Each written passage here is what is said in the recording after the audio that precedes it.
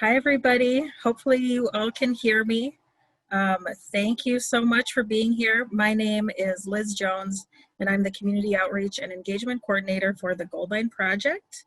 Welcome to our virtual open house.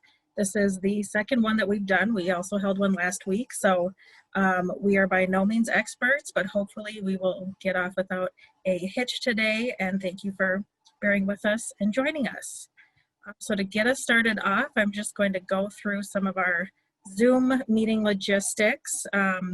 If you haven't done so, or if you're having any issues with your audio, you might want to do an audio check. So you can do that in the corner. You should see a microphone icon. And if you click on that kind of upward caret arrow, it brings you to your audio settings. If you do need to switch your audio in the middle of the meeting, it's recommended that you just log off and rejoin, because if you try to switch and then stay connected, sometimes the audio doesn't work properly on your end. Our next slide, so for questions and comments, we're going to go through a few presentations to begin with today, and then we'll have a lot of time for questions and answers. So we ask that you utilize the chat function. So you should see a chat icon on the bottom of your screen. Feel free to type in questions in there at any time, and we will go through those after our presentations. And then also during the question and answer portion, if you want to use your, we ask that you use your raise hand function, and then we'll call on you and you can unmute yourself and ask a question verbally. So the raise hand function should be, it's a little hand icon. If you look in the participants list, you can see a little raise hand. So that is how we are asking you to do questions and comments today. For our next slide, also just pointing out the leave icon. So there is a leave button in red in your bottom right hand corner. So hopefully you stay with us for this whole presentation, but feel free to leave at any time by clicking that leave button. All right, and now I'm just going to go through a few of our staff introductions. Again, my name is Liz Jones, and I'm the Community Outreach and Engagement Coordinator for the Goldline Project. We're joined by a number of really great Goldline staff here today to make sure that we have the right technical folks, because I do not have a technical background, so you don't want me answering any very detailed engineering questions, but we do have a number of engineers with us today, and so I'm going to go through that list. We have Katie, who is an engineer on our architecture team. Thanks for being here, Katie. And staff, feel free to put your video on and give us a wave if you'd like to, but completely optional. We also have Alyssa Leitner, our Deputy Project Manager. We have Joy on our Outreach and Communications team. We have Rebecca on our Outreach and Communications team. Rebecca is also our back-end Zoom master, so thank you for doing that, Rebecca. We also have Chris Beckwith, who is our project director. We have Lee Williams, who is our right-of-way manager. We have Lisa Wall, who is an engineer and manages our engineering consultants. We have Angela and Lauren, who are both on our outreach and communications team.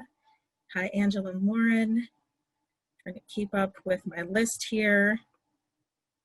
Hopefully I didn't miss any staff. I think that's all of our Goldline staff that we have. And then we do have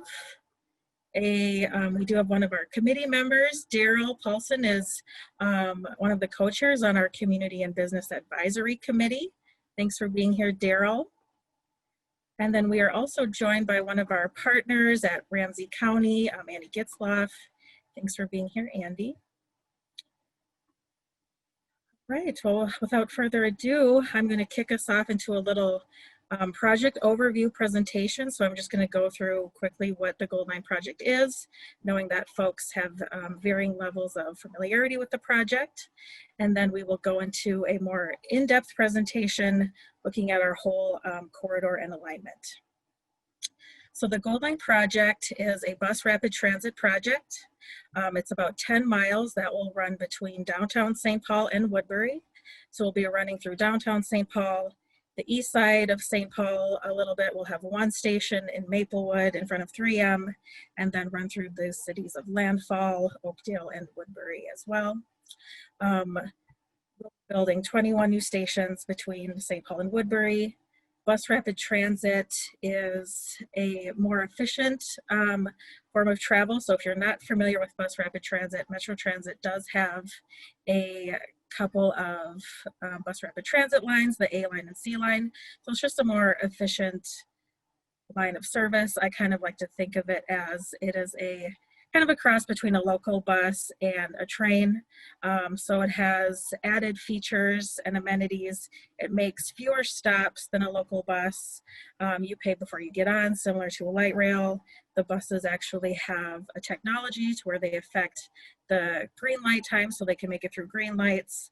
There's enhanced lighting, seating, security, things like that. And so Gold Line is an even more efficient level of bus rapid transit service in that it will be the first bus rapid transit line in Minnesota that will be running in its own lanes, in bus only lanes. If we want to go back a slide, Rebecca will just look at a high level view of the Gold Line alignment. So we have, starting on the left side, those are our downtown stations, which can also be seen zoomed in the bottom rectangular box. So downtown St. Paul, running between Union Depot and Smith Avenue, so that's near the Xcel Energy Center. We'll be running on 5th and 6th Streets, which are one-ways. We'll have a few stops downtown St. Paul at core business and entertainment areas. And then outside of downtown, heading over the Kellogg Bridge, we have that straight line there is basically the frontage road north of I-94, and that's where we'll have our east side stops and our stop at Maplewood in front of 3M, and then our stop at Hudson and Greenway, so that is kind of on the Landfall and Oakdale border. Then the Gold Line will go up Hadley, cross over the 4th Street Bridge in Oakdale, and then we'll be building a new bridge that will be connecting Helmo and Oakdale to Bielenberg Drive in Woodbury. That bridge will have lanes for the buses and for vehicles and pedestrians as well. And then our additional we'll have stops in Woodbury at Tamarack Road, at the current Woodbury Theater, and then we'll be building a new park and ride at the end of the line in Woodbury near 494. Other park and rides that we'll have are in Oakdale at Helmo, as well as in St. Paul at Sunray. And again, our next presentation will be going through these locations in much more detail. If we want to go to the next slide, Rebecca, I think we covered everything of the features of bus rapid transit. Another note that I'll just make about the Gold Line schedule is that we are currently getting ready for our next phase with the federal government. So the Gold Line is a partially federally funded project. So we have various phases that we have to go through with the federal government. We will be starting our next phase at the beginning of 2021, so in January, and planning for that's where we will complete our design to 90 and 100%. We just reached 60%, so we'll be going through some of those designs today. And then beginning construction in 2022. And construction will be staged for about 2 years through 2024, and then Gold Line is planning to be in service in 2024. If we want to go to our next slide. This is an example of a station, a Gold Line station. So this is a very rough sketch. We are still working out what our exact shelter design will look like, what landscaping, fencing, benching. So this is all just a rough sketch just to show you an example generally of what a Gold Line station will look like outside of downtown. And so you can see we have the bicycle parking. The pylon station marker is just a marker for all bus rapid transit lines that lets you know what station you're at where you are. There's also a Metro Transit flashing T on the top of it that lets you know when the bus is nearby.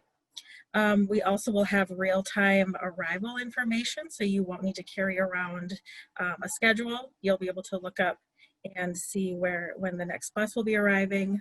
I mentioned shelter, heat, lighting, seating, etc. So there's all of those on this station platform area. Okay, and our next slide, now we're gearing up for a more in-detailed presentation. So feel free to type any questions that you currently have in the chat, but after this next presentation, we will be having our full time for questions and answers. So this presentation is actually showing our full corridor, our full alignment in good detail. These are actually our 30% plans, but our design hasn't changed that much. We've just refined design so we have more detail. So you'll notice in between the stations we'll be showing 60% design. They're called site plans at each station. And after this presentation, it is a pre-recorded presentation, we'll be going through those site plans that hone in on the stations in more detail after this presentation, where we'll have more questions and answers. When you signed up for this event, you did let us know if you wanted to discuss St. Paul stations or our suburban stations. So we were initially planning to break off into groups after this presentation, but because we have a fewer number of folks today, we're just going to all stay together.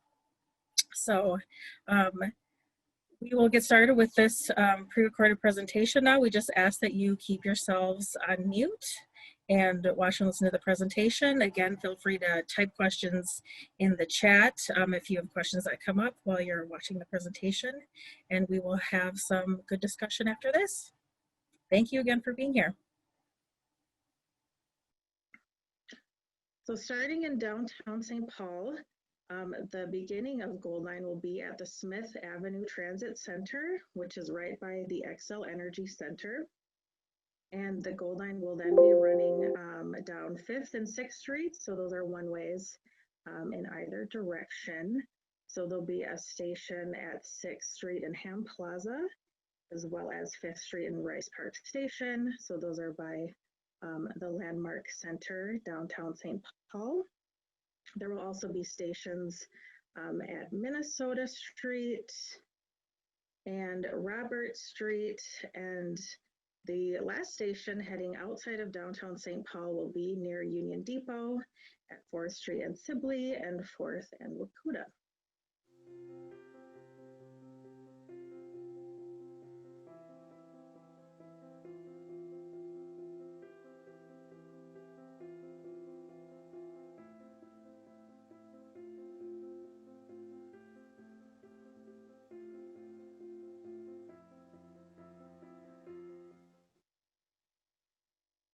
The Gold Line will then head down the Kellogg Bridge over to the east side of St. Paul to Mounds Boulevard, where we'll have a station right at Kellogg before Kellogg turns into 3rd and Mounds Boulevard.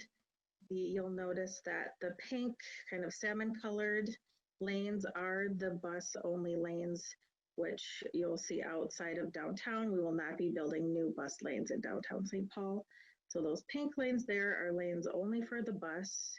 Here we're on Mounds Boulevard in the Dayton's Bluff neighborhood.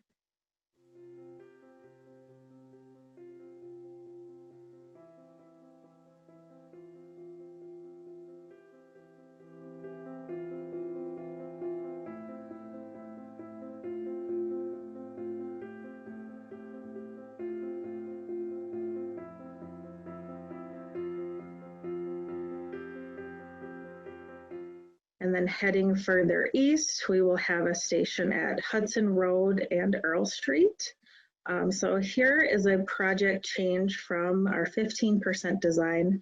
We will be having two-way traffic between Cypress and Frank Street. In our 15% design, we showed one-way traffic, but we were actually able to accommodate a little bit more space so that two-way traffic could be maintained for automobiles.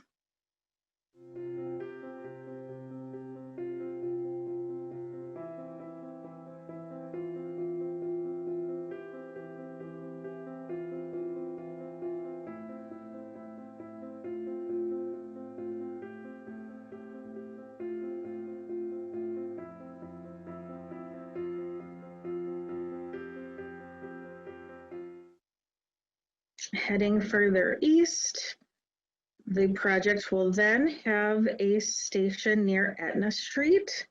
So this will be a completely different roadway than what is there today. So this is the Highway 61 interchange. Wilson is the street right here. And down in this area here, we'll be having a station. Some changes from 15% design is that we did add some additional pedestrian connections, some bike and trail connections with these white lines here. And we also updated the access to the station from the road up here with a pedestrian connection that is a little bit more accessible and a more comfortable design for pedestrians to access the station. The Gold Line will then be bridging over the Highway 61 interchange here, so the buses do not have to interface with traffic. So this whole area here are bus-only lanes, and then here is the bridge only for the bus.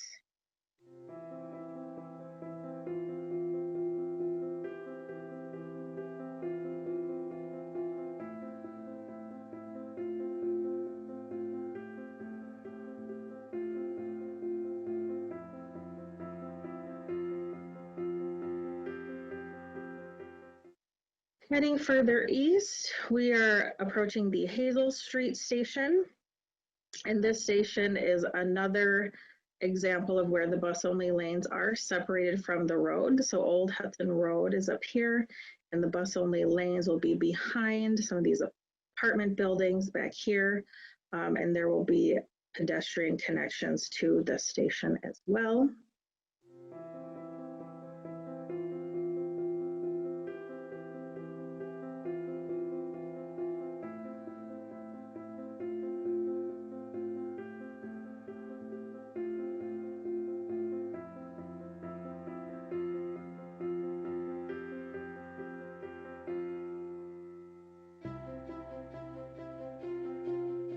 The Sunray area will be having a station here at Sunray.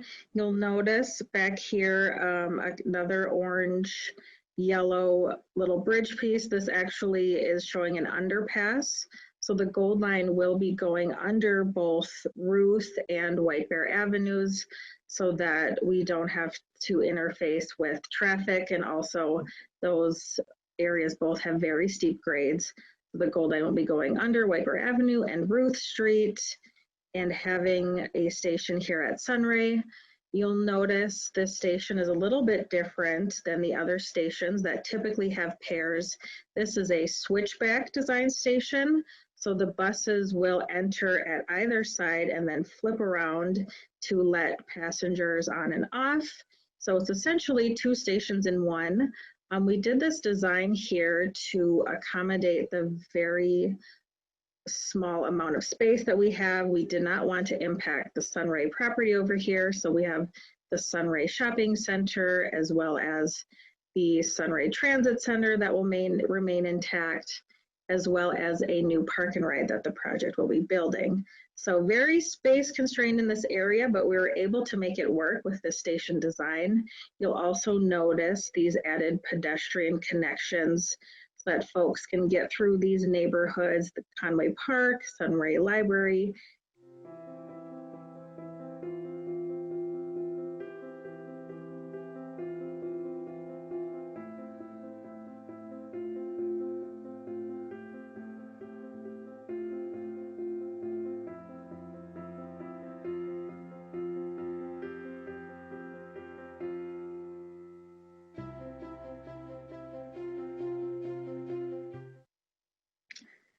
Heading further east, we approach the Maplewood station. And so this is the project's only station in the city of Maplewood, and it's actually right out front of 3M campus. You'll continue to see these white pedestrian connections that have come all the way from the east side and will continue further east, and also pedestrian connections will connect north and south a little bit through the neighborhoods in Maplewood.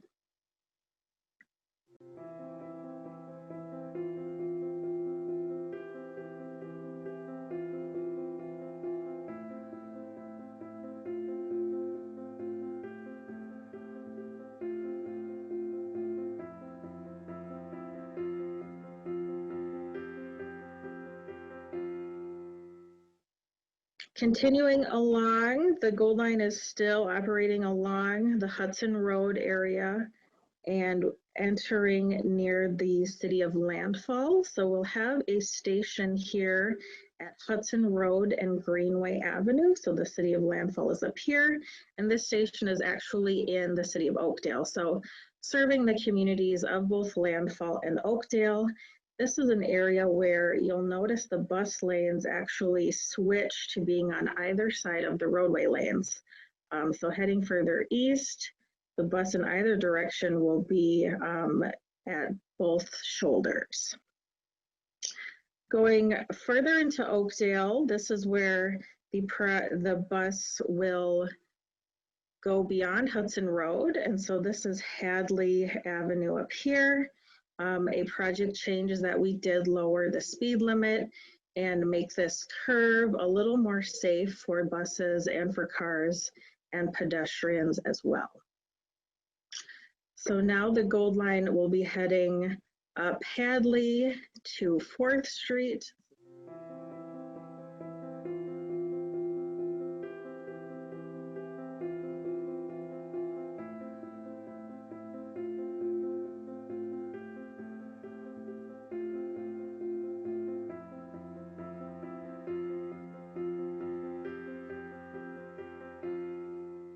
In Oakdale, and you can see a little bit in this corner here is the 4th Street Bridge, which we will be replacing with lanes for the bus, lanes for other automobiles, as well as pedestrian connections for folks walking, rolling, and biking.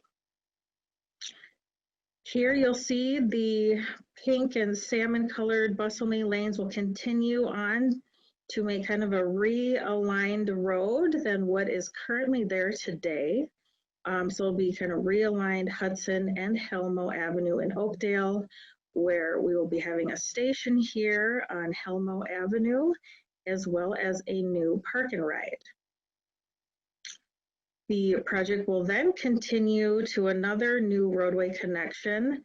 This is actually a new bridge that will connect Helmo Avenue in Oakdale to Bielenberg Drive in Woodbury. And this, similar to the 4th Street Bridge, this will be a new bridge, but it will also have bus-only lanes, lanes for other automobiles, as well as pedestrians.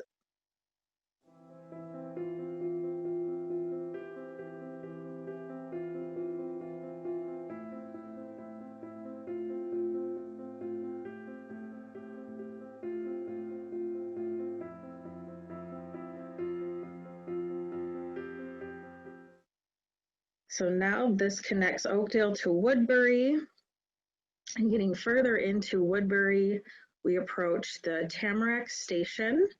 So this station, Tamarack Road, is actually over here. So it's a little bit off of Tamarack, but this is on Bielenberg Drive near the Tamarack Hills Shopping Center and other businesses in this area. And you'll see the pink lanes are down the middle of the road. So the buses will be running down the middle of Bielenberg Drive.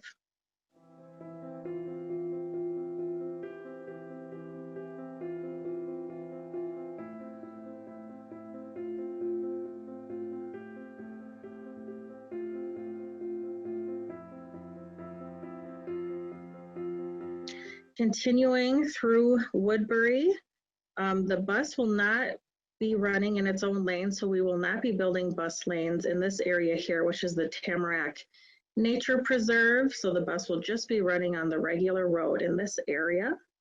And then we will head down Guider to Woodbury Theater. So the Gold Line will have a station on Guider outside of the Woodbury Theater, not actually going into that parking lot, and leaving that current park and ride intact.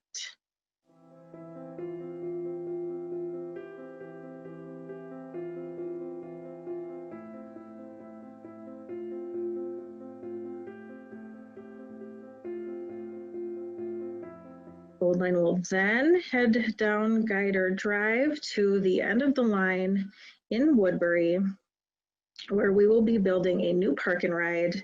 And a project change from 15% is that we are making this park and ride a little bit bigger to accommodate more cars.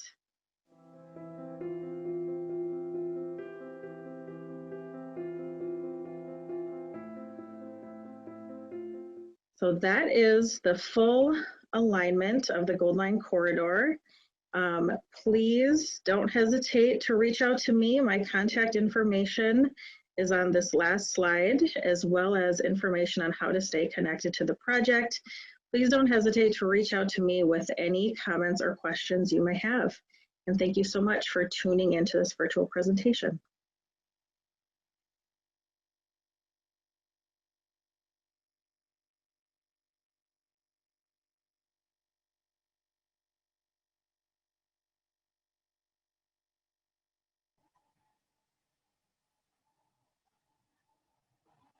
Great. Well, thank you for sticking with us for that presentation. Hopefully you got a clear picture of where the Gold Line is going. And again, we will get into some of those detailed site plans and cross sections of the station. This slide here is just letting you know my contact information is up here. So after this open house, if you have other questions or comments, don't hesitate to reach out to me via email or phone. I'm working remotely. I'm currently in my dining room right now. So please leave me a voicemail if you do a call. We also have a survey, metrotransit.org/goldline survey. It allows you to give your feedback. It kind of goes station by station. So if you're able to take that survey, that would be really helpful for us as well. All right, now I'm going to kick it over to Lissa Leitner, our Deputy Project Manager, and she is going to pull up those site plans and cross sections, and we'll go through those in a little more detail. And I think since we had a question from Diane about the Mounds Boulevard station, we'll just start right there.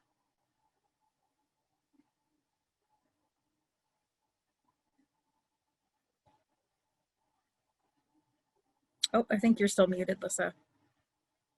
Thank you. I was just miming for you all. That's what it was. If we're paying attention. Correct. Okay. Well, thank you all. And as Liz said, if folks, you're welcome to take yourself off mute and ask questions, or you can ask questions in the chat box. And we can, so if there's a specific area you want us to zoom in on, we are happy to do that.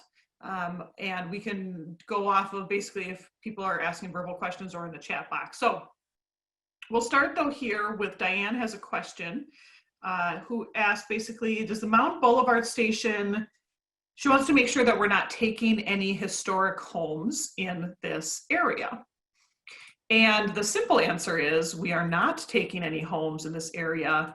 And Diane, if I'm remembering correctly, you have been involved in this process for a while, and we're really, my memory serves me right, you were really involved when St. Paul was leading some station area planning processes. And at that time, we actually did think there was going to be some residential home impacts, and there no longer are. I can explain a little bit about kind of how we got ourselves out of those impacts. I do want to be clear, there's temporary impacts, and that we will have to get into some of these properties, and that there's some people's front yards that we have a permanent acquisition from, but nothing that fully takes somebody's home. And a lot of where that work was done was up here at Mounds, where I can jump in a lot more detail. Where we basically skinnied up everything we could, but still were able to get trails through this area to connect to the area south of I-94. Some of that was done by working with MnDOT and the Federal Highway Administration on this ramp to basically pull that kind of ramp and that curve towards 94 a little bit in order to get some more space. The other thing we're doing is from Forest to Wilson, Hudson will be a one-way road towards downtown, so westbound. That was really how we were able to protect. It was kind of this block here, kind of by the Ped Bridge, where we thought that we were going to be really close to some of those homes, partially why some of those homes are really close to the sidewalk there. But we were able to get ourselves out of those impacts by going down to a one-way travel in that direction. In the Mounds area, I can provide a few more highlights. The closest property in Mounds, there's a fourplex apartment building that's right kind of on the end of Conway here that is very, very close to where Mounds Boulevard is today. And once again, we were able to do a lot of work with MnDOT and Federal Highway to basically pull this off ramp over a little bit and then kind of lace our BRT lanes through here. And then there is a little bit of an open space adjacent to these homes as we approach 3rd Street. And so we can fit the station in, the bus lanes, as well as maintain travel lanes. And then there is a trail and sidewalk connection to Conway. So people coming from the neighborhood don't have to walk all the way to 3rd and around. They can come down Conway. And then folks that are trying to get south, potentially to the park or to other places south of 94, there's a trail that will come down south here and then connect to the existing sidewalk that's on the bridge. And we're also making this sidewalk a little bit wider. Right now, I think parts of it is only 3 or 4 feet wide, which is really, really narrow. Somebody, particularly in a wheelchair, cannot get through that area in parts of it. So we're making that wider so it connects all the way across that bridge as well. So Diane, hopefully that answers that question. Let us know. Take yourself, like I said, take yourself off mute or type in the chat box if there's additional questions there. And from a historic district perspective, I know you didn't ask this question, but I will answer it for you. We are coordinating with St. Paul's Heritage Preservation Commission, which they're the ones who basically oversee this as a local district. So we are coordinating with them to make sure that we are abiding by all the kind of checks and balances that the city has and that commission has. Can you hear me? Yes. Okay. So I'm glad to hear that you don't have to take any of the houses or the space, especially it's a duplex. It used to be a fourplex. Oh. They put $500,000 of STAR money into that, and Dayton's Bluff Neighborhood Housing Service, it's affordable housing. It is now a duplex. So it's a shining star. So I'm glad you're not taking that. And it looks like you're not even touching the retaining wall either. Which is good, because a lot of neighbors were like, we're paying all this money for a retaining wall and then they're going to come and tear it down. So to me, from this, it looks like you're not taking any of the retaining wall, the noise wall, I should say, the noise wall. We are impacting the noise wall, but we are putting it back. And I will say we tried as much as we can to not touch that noise wall, knowing that it just went in. We are going to salvage and basically give all of those panels back to MnDOT so they can reinstall them and use them elsewhere. So it won't totally go to waste, but there is a section of that noise wall that we do hit, but it will be basically going back kind of in kind, if you will. This like train track little symbol is where the noise wall. So it stops and starts generally in this location today.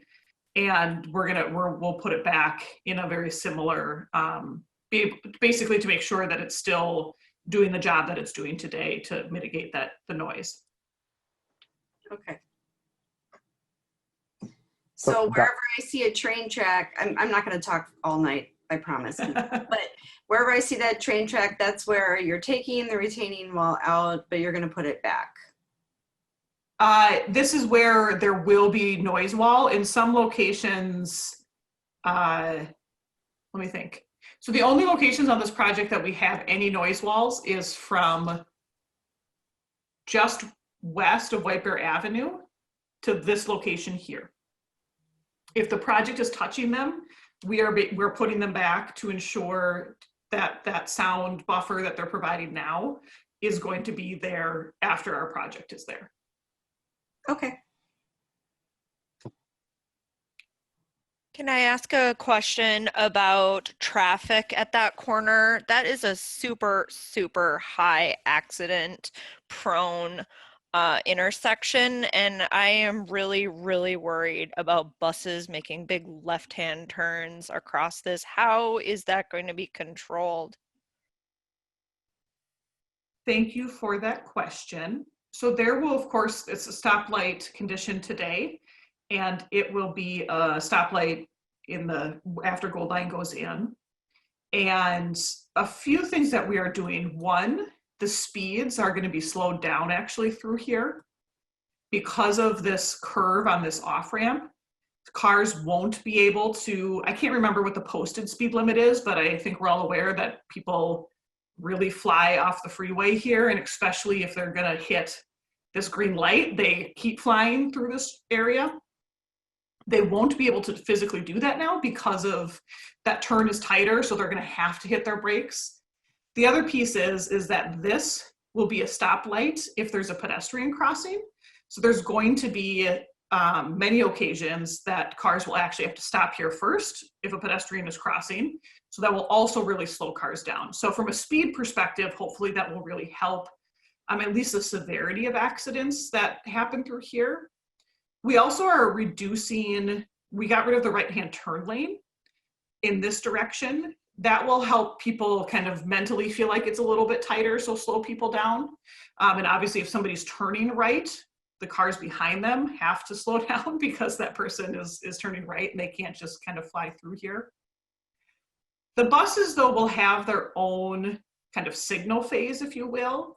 And you know, if there's buses turning in and out of here, the only other movements that could happen are the left-hand turns coming this direction. And so it will be a complicated intersection, but because of the speeds primarily, we are reducing the lanes out of here. Hopefully it reduces the amount of at least severe crashes. We do know and we expect, of course, for a little while, it will take people a little bit to get used to this kind of 5-lane intersection here. But yeah, we definitely have paid a lot of attention to try to tighten up these curves even to make sure people can't just like fly around these corners. And is the bridge going to be at full capacity by then, or is it going to be at reduced capacity like it is now? Because that really, really backs up traffic as well and kind of messes things. Short answer is we don't know. St. Paul, we are coordinating very closely with St. Paul. The Kellogg Bridge is their bridge. We know they're trying to line up funding to get that bridge replaced. We're being basically flexible to basically accommodate if that bridge is going to be replaced before Gold Line is open. I would say every month that goes by, chances are it's not going to be replaced before Gold Line is open. But we are being flexible with our design to make sure we can either accommodate it in the reduced capacity way it is now, or change our lane lineups here to go with the new design. We are coordinating. They have a designer under contract right now, so they are getting more details about that design, and so we're making sure we're talking to each other, but it's to be determined.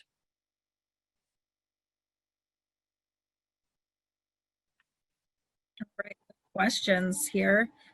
Rebecca had a question about the front yard acquisition in this area. So most of the acquisitions kind of right in this area by the station and the retaining wall are what we call temporary easements. So it's essentially pay you to stand on your property and do construction in the public right of way. But Rebecca, I believe we chatted a little bit a while ago when we were earlier in design, and I know you live or have some properties in this area, so I can certainly give you a call tomorrow and we can go through your properties specifically. But the majority of these acquisitions here, we still call them an acquisition, even if they are a temporary easement, are really just so that we can be on property while we do construction outside of property, if that makes sense. There are a couple spots where and I don't know for sure, Lee, feel free to jump in, but where we need a small amount of footage into the yard, a couple areas where we're tight. but for the most part, it's just temporary access. No, you're correct there, Liz. The majority of the acquisitions are temporary, particularly from the residential parcels. There are some places where we're putting in a little bit better ADA improvements on the corners and things like that that require us to take a little bit more right of way for sidewalks, and that's about it. So as we get farther down into Oakdale, Woodbury, and things like that, things get a little bit more complicated. But here in St. Paul, it's pretty minor impact. This is Rebecca. I don't have my raise my hand, or no, I found it. Can I raise my hand? Or you can just take yourself off mute and talk Go too. ahead. Okay. Yep, I go finally ahead. found it actually. Oh, I think that's yours. Anyway, yeah, it would be nice to know, just because like we have a retaining wall on Conway that is leaning. So before we put in a brand new one, and then would potentially have you move it over, that it would be nice to know. So So, I can. yep. Are you this house here, Rebecca? We're both the of one them. on the Oh. corner, and then the 657 Conway, Okay. So the 3rd Street and Conway. we do have an acquisition from both of your parcels for temporary easement. It comes along both of the west sides, and on this other parcel on Conway, it actually comes down the sidewalk a little ways. Now, there's nothing permanent that's going to happen on the property on the west side. The only thing that's happening on the south side along Conway is the replacement of the sidewalk. And if you look at it, you can almost assume that your right-of-way line is literally right at the back of your sidewalk. In order to replace your sidewalk, we've got to get a little bit beyond it. If you have a wall there, though, that wall will act as the barrier for the sidewalk. They can set a form, and they can set some sort of material between there to actually be able to pour the sidewalk and not get past the wall. So the intent would be not to harm the wall. If your wall is about to fall down right now, it's very likely it's going to come down if we try to pull that sidewalk out. So we can talk about this offline, and Okay. we've got you scheduled for a field title actually coming up in this next batch. So you're going to hear from us pretty soon. Oh, okay. That Okay. sounds good. Good deal. Appreciate the information. Thank you. Thanks, Rebecca. Okay, looks like we have another question. Looks like we're gonna shoot over to Oakdale. Jane has a question. Can you please show the plans for 4th and Helmo? Jane is concerned about the pine trees that provide privacy for her home, and just questions in general about the design on 4th. Lanes will be added, noise control, etc.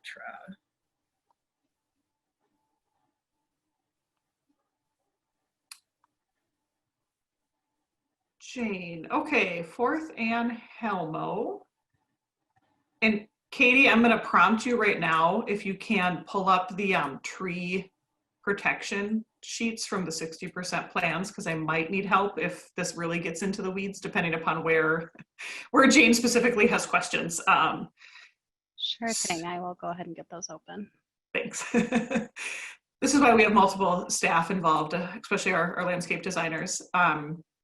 So Jane, are you, obviously there's quite a few townhomes in this area. I can explain, I'll give a high level explanation here, and then if you have additional specific questions, once again, type them or pull yourself off mute.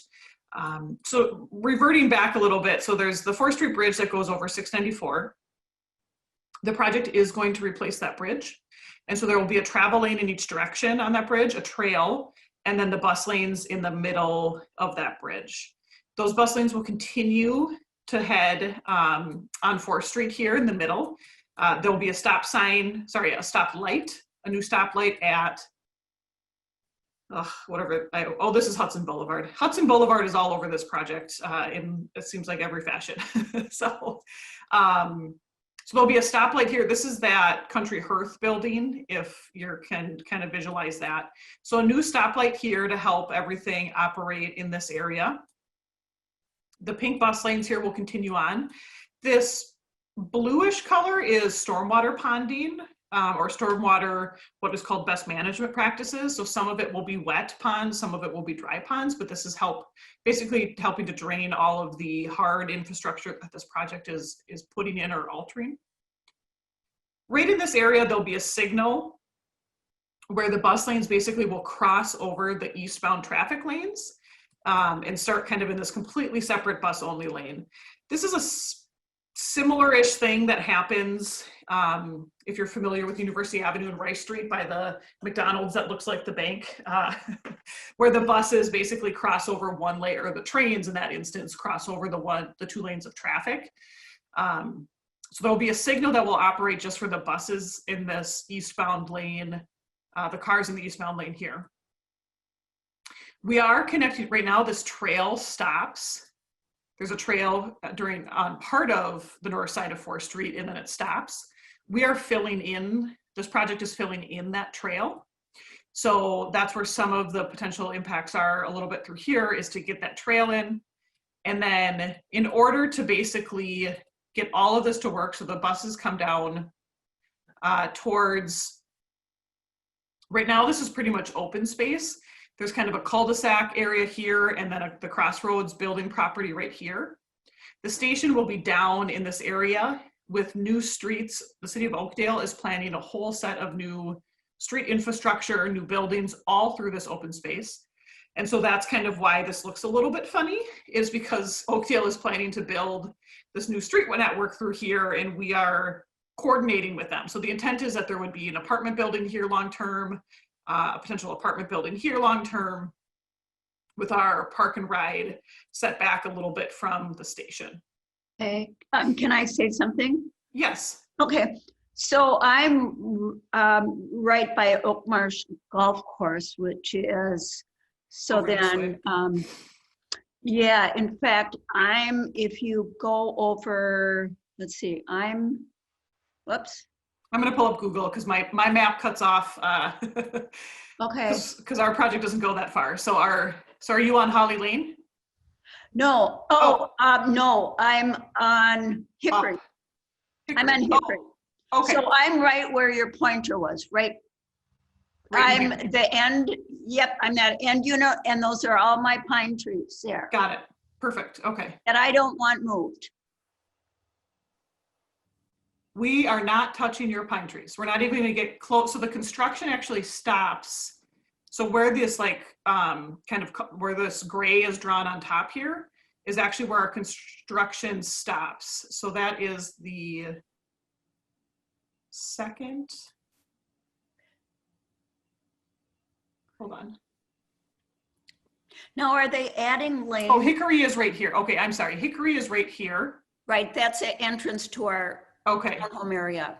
And Katie, the way I'm reading this, do you have the landscape stuff? The way I'm reading this, we're not even getting close to the property lines, correct? Yep, that's correct. We are not showing any impacts to any of that vegetation behind the sidewalks there. That's all staying. Okay, are there lanes going to be added at all? Or no? Let me remind myself here. So it looks Because like, it is already so loud.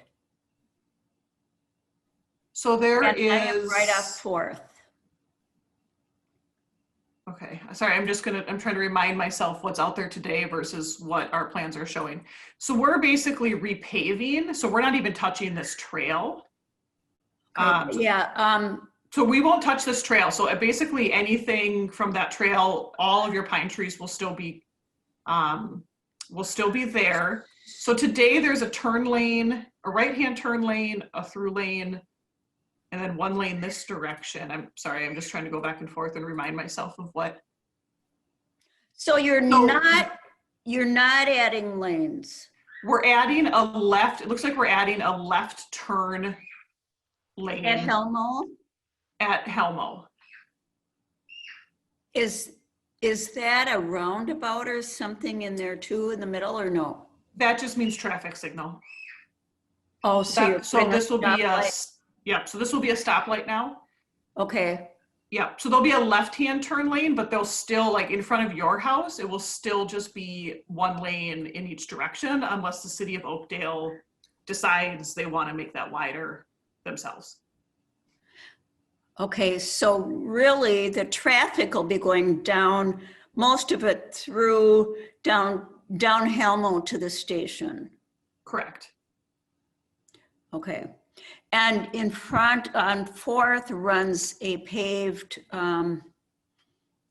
well, it's a paved path that goes to the golf course, well, that goes all the way up to Inwood and Radio Drive, and then it follows down Helmo. None of that will be interrupted. Nope, none of that will be interrupted. And then actually you would be able to, right now you can, I think that trail stops at right. Yeah, it does. It just kind of dead ends here. Yep. We are going to basically continue it on all the way across 4th Street. And then it will actually continue up and south on Hadley too. So there's quite a bit of new trail going in Oakdale. So you can see here, so I think it stops like right around here today or right around here. So yep, so that trail, we are not getting rid of any trail, we are adding trail. So there won't be any building structure right on 4th and Helmo? Actual building, correct? The project is not building any buildings. The city of Oakdale does have plans that allow for buildings basically in all of this open land. Okay. And Liz, or I can take a second here too. I don't know if you know where that is on City of Oakdale's website, or Jane, if it's, we can email you too or something to show you where those planning documents are. But the City of Oakdale is planning to do or allow for development basically in all this open space. Okay. Our traffic lanes assume that that development will be there. So we are predicting for the future that there would, so like that's why this partially why that left-hand turn lane is here. Okay. Is knowing that the intent is to have more development in this area. All right. Okay, then I've got to check out the City of Oakdale's website. Yeah, and we can send you the link directly to that. It's called the Helmo Station Area Plan. What is it called? Helmo Station Area Plan. I should be able to get to it here and send you the link in between answering questions. Okay. Okay, that would be great. Thanks, Jane. Yeah, thank you. It looks like our next question is bringing us back to St. Paul. So Miranda would like to see the design between Mounds, Earl, and Etna, and is also wondering about speeds and frequency. One block off of Hudson, and they can often hear the south side of the freeway. The Earl and Hudson intersection, she said, is quite busy. And then also what we're planning for Johnson Parkway.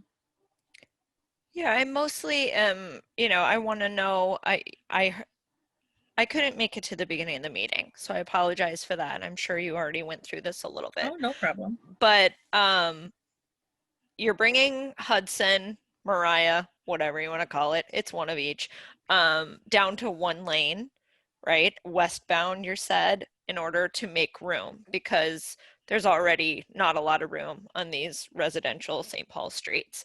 And I'm curious, this is high-speed bus traffic. What's the operating speed going to be on these buses, and how often are they going to come? Because these are roaring right past people's homes. Liz, do you want to answer the frequency questions first?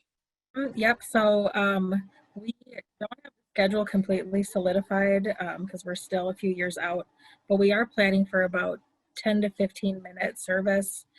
There is a chance that it might be a little bit less frequent in off-peak times in the afternoon. It could go down to every 20 or 30 minutes, but in general, bus rapid transit, we aim for frequent service every 10 to 15 minutes.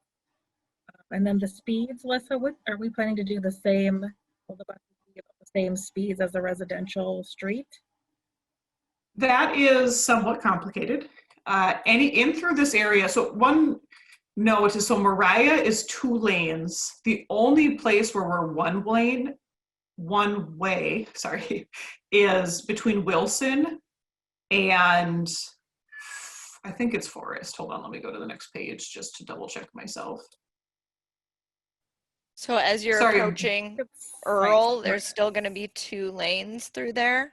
Yep, so it's actually Cypress. I misspoke earlier. So between Cypress and Mariah is the only location where it's one lane, one way. We're able to fit in two-way traffic in front of basically and parking in front of all of the businesses here between Cypress and Frank near the Earl Street area. Yeah, because there's like 2 bars, a restaurant, stores, all of that. I'm really, I mean, there's already kind of like a congestion problem in this area. So decreasing the amount of space is at the theater, like there's never really any parking over here.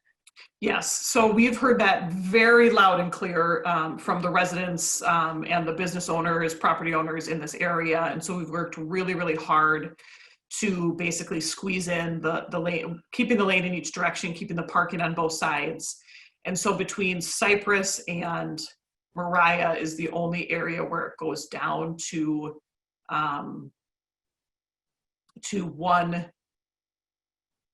one-way traffic. I don't know why I'm having such a hard time saying that. As for speeds, anywhere where we're basically, so like in this area, so I'm back up, this is Mariah and the Wilson intersection, that there's only a stripe, like a painted stripe through here, or like very little separation, we have to go posted speed. Through the Earl Street area, we do have some separation, a little bit more separation. To be frank, we're stopping at stations. And so if you can imagine, a bus really just can't get that high, can't get that fast. If it comes from a complete stop, then down to where it needs to be posted speed. I want to say there's a few areas of the corridor that we know we could probably get to 40-ish miles per hour, but that is more in the suburban locations where we are complete, like we do have like a complete buffer from traffic. But anywhere where we're physically adjacent with only a stripe between us and the road, we have to be going at the posted speed limit. Yeah, I'm mostly concerned about this residential area. You know, I mean, obviously you have different situation once you get over. Yeah. I couldn't tell from any of your pictures what you're doing at the Parkway. Are you building another bridge or what are you doing there? Yep. So a bridge, this is Johnson Parkway that runs north-south kind of through here. And the BRT lanes basically are going to kind of start matching to be the same level as I-94. And so we're basically building a parallel bridge that's just for BRT lanes next to the I-94, bridges. We're also, there's a missing sidewalk gap here, so we're filling that in. St. Paul is putting the trail on the east side of Johnson Parkway, actually, as we speak. And so that's partially kind of what this sidewalk trail is supposed to help connect into that trail that St. Paul is building today. So our bridge will be built wide enough for that trail that's getting built today. And then due to the grading to get this bridge in is why we are reconstructing. This is a cul-de-sac. Wakefield goes into a kind of an odd cul-de-sac today. Yeah, I know. Yeah. And so we're reconstructing basically that cul-de-sac because of how we have to do the work to get that bridge in.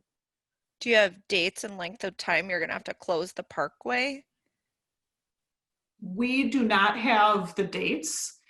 We have projected times. I can't remember that off the top of my head. Actually, part of the federal environmental process, because Johnson Parkway is a parkland. We actually have to get all of that cleared from a federal environmental process and what we project on how long the parkway and the trail and the parkway would be closed. I can't remember those dates off the top of my head, but those are in our environmental documents. We will make sure, knowing that there's only so many north-south connections in this area across 94. We're also working on a process that basically would tell the contractor, you know, if you have Johnson Parkway closed, you can't have, say, Etna Street closed. You can't have these two things closed together. Same thing with like White Bear and Ruth. If you have one of these things closed, you can't have the other one closed unless it's for, you know, X amount of days. So we're working on all of those details too, but we don't have that ironed out yet. So Melissa, can I jump in real quick just to highlight one other thing. Most the closures on Johnson Parkway will primarily be to set the bridge beams that go across for that BRT bridge. So they're fairly short term in nature, that they aren't long-term closures. It'll be only to be able to set those beams across the parkway. There may be other construction to work around, but from a closure perspective, it should be fairly limited to just that beam setting. Lisa, is that a week? Months? What's short for construction? Yeah. I mean, for this bridge structure, yeah, I would say it's days. It's not, and even can they do stuff, do some of it where it's a closure, maybe it's only for a day and then they're doing other work. So it is short term in nature. So it's not weeks, it's not months, it's days, and maybe not even consecutive days. Thanks, Lisa. Can I just ask one quick follow-up? You said that you're filling the sidewalk gap, so you're going between that senior apartment building at the end, right on Frank, and you're going all the way to the Parkway now because there hasn't been sidewalk there in over 20 years. Yes, Or we are ever. we are putting that sidewalk in. Okay, that's also a very dangerous spot, so that's good. Good to hear. Yeah, it's definitely, when you start getting into these projects, really interesting where you think St. Paul has sidewalks everywhere. They definitely, there's very odd places where there's no sidewalks where you would think there should be. So we're helping to fill some of that in throughout the project area. Did that answer all of your questions, Miranda? Yeah, I think so. I mean, I just have small kids and we are at Earl and Hudson often, and I'm a little worried is all. Okay. So do you want to pull up the Earl site plan just to maybe help give Miranda a better view of what it will look like? I mean, I've looked at the drawings and the pictures and stuff. Okay. It's just more traffic in a busy area. Yeah, and we're really, hope, like you can see, and this is really kind of in the engineering nerd weeds, but these bump outs, like the reason why the pavement is bumped out like this is to help to shorten these crossings here, and then to give drivers the perception to slow down through this area. This will also be a stop light, I think it's just a stop sign today. Oh, really? Interesting. Yeah. So that potentially helps with crossings because you'll have the clear pedestrian, walk signals to get all the way through here.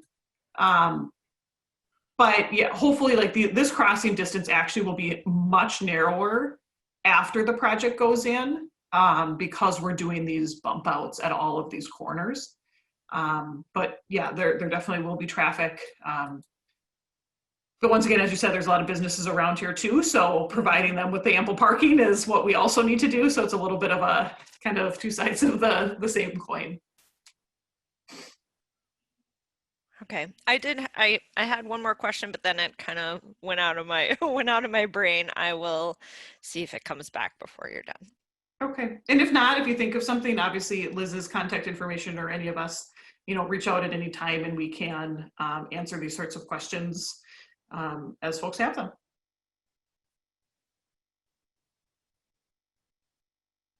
So I don't see any other questions. Are there other folks that have remaining questions, or if there's areas you would like us to focus on? Say somebody lives kind of near the Tamarack station, I could pull that detail up and just walk through in more detail. Anywhere up and down the corridor, we're happy to do that for folks. I did remember it. Sorry. We fortunately, living here on this corner, we have access to 2 bus lines. Are you cutting service to the 70 and the 63 then, or how is this going to affect the service of those other lines? So that will be determined once we get closer to opening date, but in general, the Gold Line is not looking to replace any service. So this is an added level of service if we get closer to opening day and we see that there's too much duplication in where the buses are going or where folks are choosing to ride, there could be adjustments. But it's something that we'll look at more closely before we get into operation. And then once Gold Line is in operation, if other lines need to be added for offshoots or if little adjustments need to get made. But in general, this line is not replacing any full local routes. Question? Go ahead. Thank you.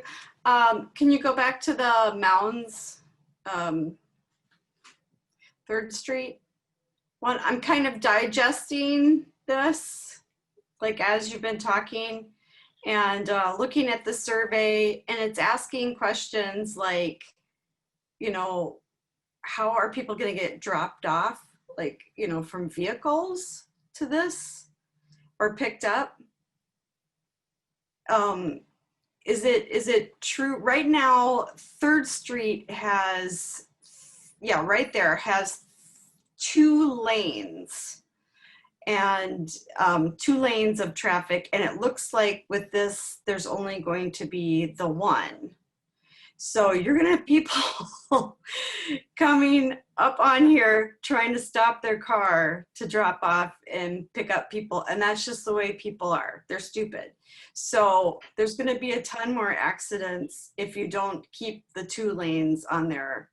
And I know you can't wave your wand because you only have like so many square footage of things, but I'm thinking that's gonna be horrendous. We've definitely heard that comment and that concern before. And there's some locations along the corridor where we're making it explicitly clear, like this is where you drop off because we have space to accommodate that. Earl Street is another one where we don't really have space to accommodate that. The travel speeds are a lot slower at Earl Street. Etna, there's gonna be space for that. Especially at Etna, there will definitely be drop-off space for that.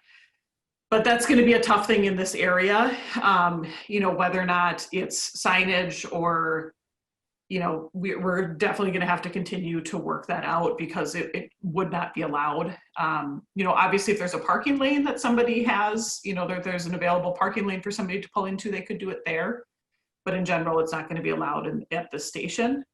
I think the good news-ish is that typically where Metro Transit sees the drop-offs in higher rates is more suburban stations and people coming into downtown as opposed to people, you know, dropping off at a station like this to go the other direction.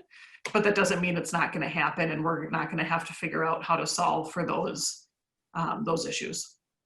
Does 3rd Street, I see it's 1 lane and then it goes to 2 lanes, and currently right now it goes back down to 1 lane north of Mariah, or I guess that would be east of Mariah on 3rd. And there's already like accidents there too. I mean, there's just not enough room. Yeah, and I know the reason why we're designing those lanes the way we are and kind of getting rid of the 1 lane. So right now it's basically 2 lanes in each direction. Right. Part of that is to accommodate what the Kellogg Bridge, to be flexible with the Kellogg Bridge in the future. Mm-hmm. So that's what we basically are taking this lane away and making it into a turn lane. So when you say to accommodate the Kellogg Street Bridge, can you explain that? Because I'm not following that. So from my understanding, and Lisa, I don't know if you know the details of the Kellogg Bridge more than I do, but what St. Paul, we're basically trying to be flexible with St. Paul's future plans for the Kellogg Bridge, which would actually have a different lane geometry through here, different setup of lanes. This bridge isn't going to go back exactly as it is. And so the right-hand turn lane, the left-hand turn, and then that through lane, to be able to make sure that all this traffic can work long-term with whatever the Kellogg Bridge wants to be in the future. Well, during rush hour, you know, it's 4 p.m. to 6:30. There's a ton of cars coming out of downtown here, and they like to cut through the neighborhood. So they're gonna have to go down to 1 lane. I don't know. I just thought I would mention it now, that I think that is going to be horrible. I don't know what you can do about it, but I think it's going to be horrible. Yeah, and some of that, like today there's not it's basically through lanes where there's not a dedicated left turn lane.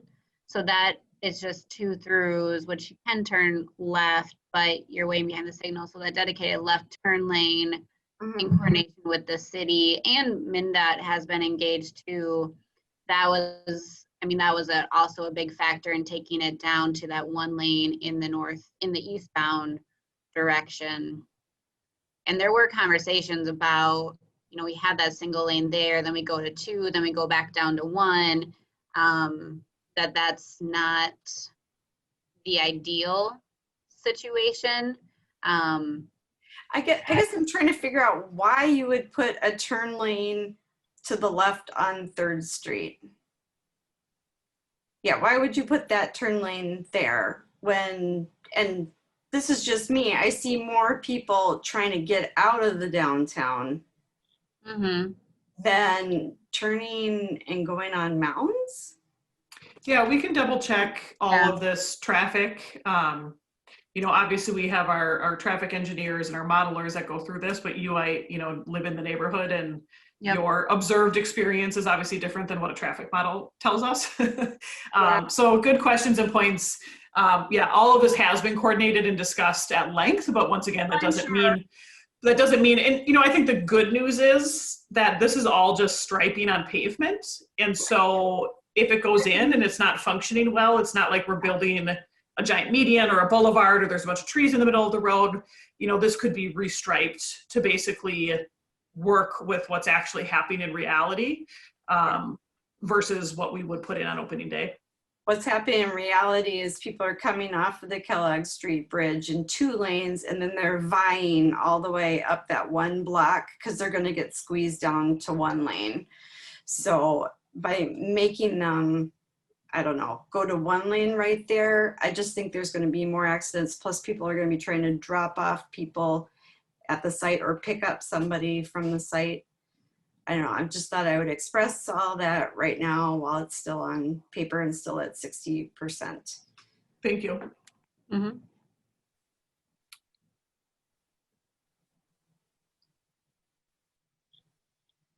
Rebecca seems to be excited that we can use that left turn lane to get easier onto 94 westbound. Okay, great for Becca. But you already got 2 lanes, you know, so it's like. Yeah, I think some of it too has to do with what St. Paul's planning for the Kellogg Bridge, and that's what I need to double check, because they might have only 1 through lane planned to go north. That's not, I like how we all keep saying north, it's east. East onto 3rd. So that might be part of this, is that St. Paul might have a right-hand dedicated turn lane only, 1 through lane only, not 2 here. So I bet you that's a big part of this. That is part of it as well. Yep. Yeah, but we'll definitely check in on this and find out more detail. I don't see any other questions or any virtual hands raised. Do folks have other questions or thoughts? Like Lisa mentioned, if you want us to pull up a specific station area or site plan of a particular station, we can look at it in detail.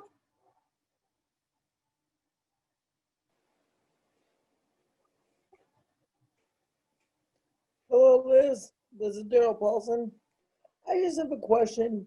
I know at TAC last week, we spoke about, I believe it was the Hazel station, and about the fact of having sight impaired individuals having crossed that huge median, and if there wasn't enough time on the signal, that they would have to be waiting in the middle there. Is that, am I missing that discussion?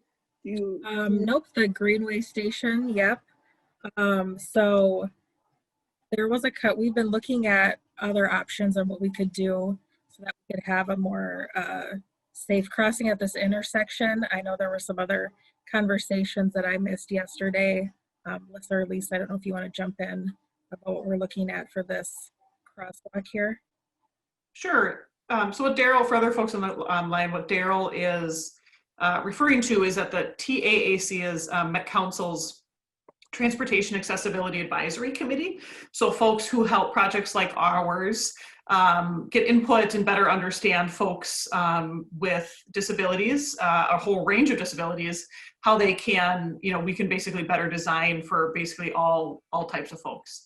And so this is the station that's right on the border of Landfall and Oakdale, and there was a lot of, there's no traffic signal or stop sign here. There's what's called a rectangular rapid flashing beacon, or an RRFB. That's that, like, you hit the button and the sign starts flashing.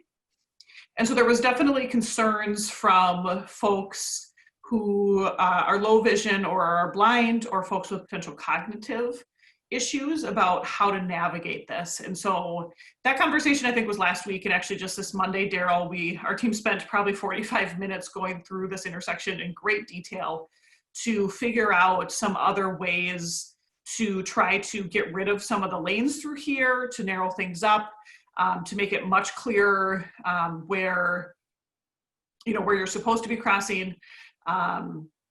And so, yeah, we definitely took those comments to heart and are working hard to figure out. We don't have the solution yet, but we definitely took it to heart, and we were actually intending to reach back out to the gentleman on the committee who is blind, who made the comments, as well as there was another person with cognitive issues, to see, Sam, yes. To see once we have an updated design, if that helps. Because our team is sighted, we all can see, and so it's obviously tough sometimes for us to put ourselves in his position. But his comments definitely were very, very justified, and challenged us to basically close our eyes and try to navigate an intersection like this, and be able to call it safe. And he didn't think we'd be able to say that with a straight face. Absolutely, thank you for doing that. And I do want to tell you that I did relay that same message to Chair Barber in an update to the Transportation Committee yesterday. So I do know, I did put you on us on notice that we're working on it. We do plan to come back with a solution, or at least a suggestion.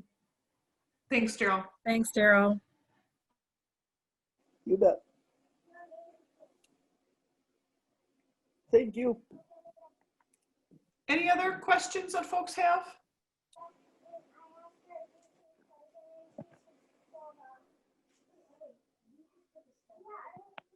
Well, hearing none, Liz, if you want to wrap us up. All right. Thanks, everybody. Rebecca, do you want to just pop up that last slide again with my contact information? So thanks, everybody, for joining us for this virtual open house. It was great to connect with folks, knowing that are not together in person, but we're together virtually. So hearing voices is nice to connect with folks that we maybe haven't talked to before, or that we have. So thank you again for joining us. Please don't hesitate to reach out to me with other questions or comments that might come up. If you're able to take the survey, that would be super helpful, or just send any other thoughts or notes directly to me. And again, if you have other questions, reach out to me and can get you some answers to those. But if not, hopefully we'll see you in person or virtually again in the future. So thanks again. Hey, Liz, one real quick thing, I'm sorry. If sure. Jane is still there, is Jane still on? Dang it. I think she might have dropped off. I think Jane left. I just posted the Helmo Station Area Plan. So hopefully we can find her email address and send that to her. But anyway, that's what I just posted. If anybody else was interested in the Helmo Station Area Plan, I just found that and got that into the chat box. Yep, so we have her email through the sign up, so we'll send her that. Hey Liz, I have one other comment for either one of you. It doesn't, or any of us. Can Sure, somebody chat so that we can have the chat? I'm sorry, I didn't hear what you said. do you guys copy the chat so the chat is listed in your? Yep, so we're actually we are recording this whole presentation, so we'll have this online, and then we keep track of the questions to make sure that everything's been answered. Thank you. Thanks, Daryl. Some people forget to copy it and then you lose it at the end. And Yes. Thanks, everybody. Have a great evening.